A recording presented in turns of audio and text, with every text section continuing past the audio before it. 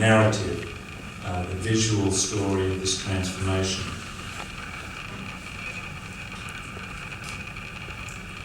And then, of course, when it's completed, I'm back in there, and I've been back in there several times since.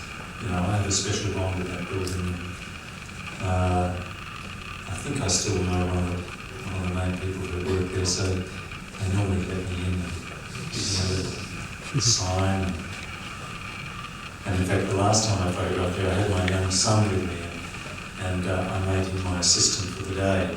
So he thought this was fantastic. So he made himself a little badge, Richard Glover's assistant, and cut it out of cardboard and stuck it on his thing, and then I'd be around, you know, and in the gallery I'm setting up my tripod, and the security people are, you know, popping over and saying, "Are you allowed?" And I just refer to my son.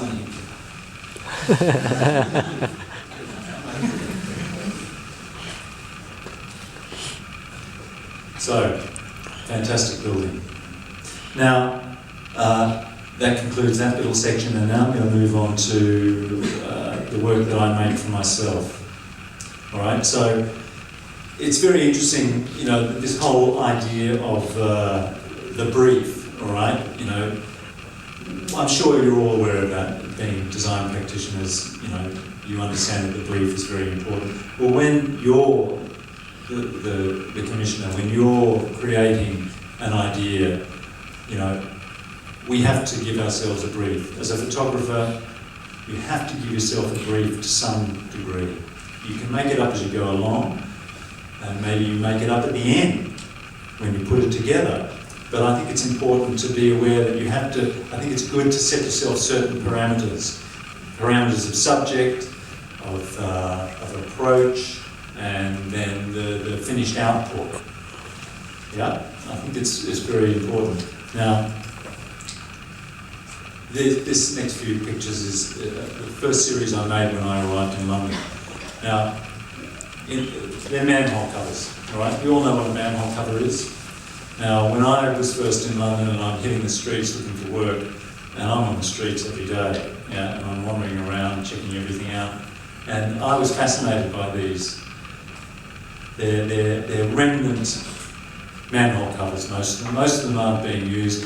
Many of them are coal hole covers. So in the 18th century, the big townhouses on the footpath pavements, they'd have this opening, and the coalmen would come along, open it up and dump coal into the cellar, and the coal would be used to heat the furnaces, to heat the big houses. Yeah?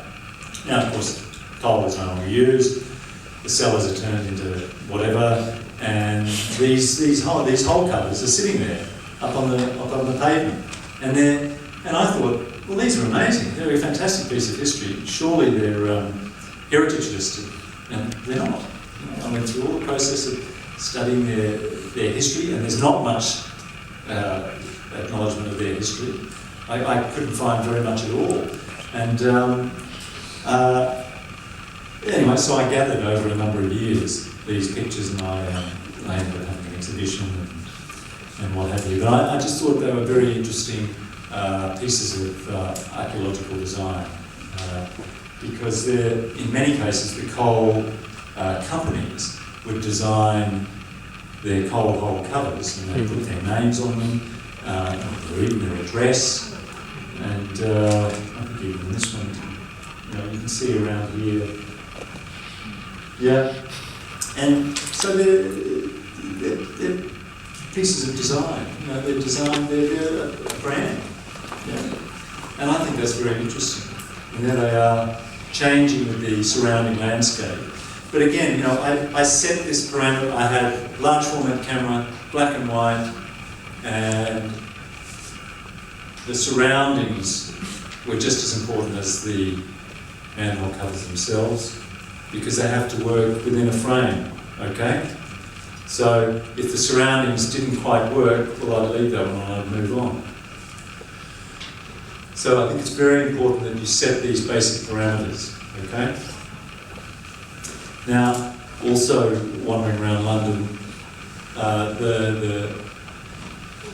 the urban landscape is littered with high-rise council housing. Now this is modern state public housing, okay? It's the state providing houses for people who can't afford to buy their own. And of course, after the Second World War, a lot of inner London was just bombed, you know, so they had to clear it and it had to be rebuilt.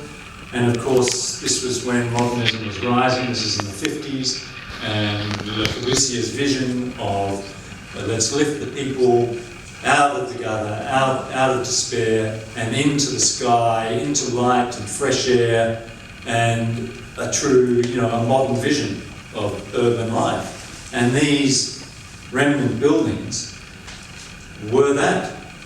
Now, I thought this was fascinating. It was very fascinating because, from a social perspective, they failed.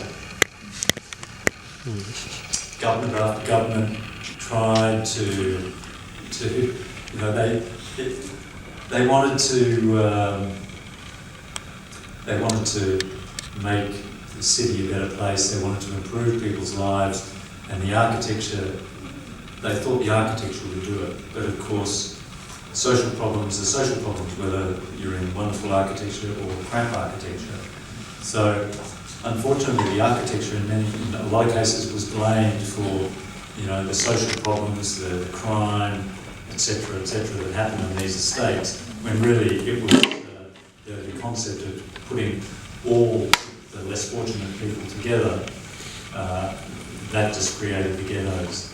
It wasn't about the architecture. In many instances, the architecture was perfectly fine, perfectly sound. You know, they're really good, very good architects working in public architecture.